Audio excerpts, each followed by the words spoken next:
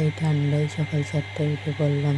উঠে পড়ে নিজে একটু এক্সারসাইজ করতে হবে, তাই তাকে বললাম যে আমার হাত দুটো ধরো এবং এক্সারসাইজ করছিলাম। এই ঠান্ডায় শীতের ভিতরে একা একা থাকা খুব কষ্টের ব্যাপার। কষ্টের কেউ নেই বাসায়, না থাকায় আমার নিজেকেই সব কাজ করতে হয়। ঘর ঝাড়ু দিয়ে নিচ্ছিলাম, নেওয়ার পর আরও অনেক কাজ রয়েছে, সে আমাকে হেল্প করবে। রান্না, তারপর সবজি কাটা থেকে শুরু করে অনেক কাজেই আমাকে হেল্প করে থাকে।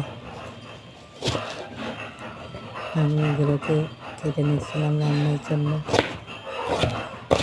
তারপরে সে আমাকে হেল্প করার জন্য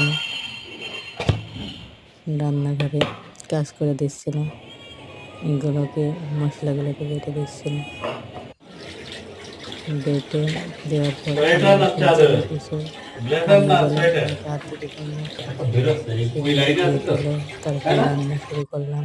এখানে রান্না কমপ্লিট হয়ে গেছিল। টিফিন বাটি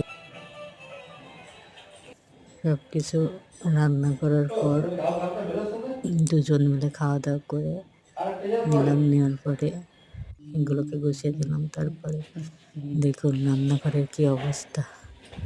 সে অফিস যাওয়ার জন্য রেডি হচ্ছিল। রান্নাঘর এগুলো সব কিছু আমাকে গোছাতে হবে।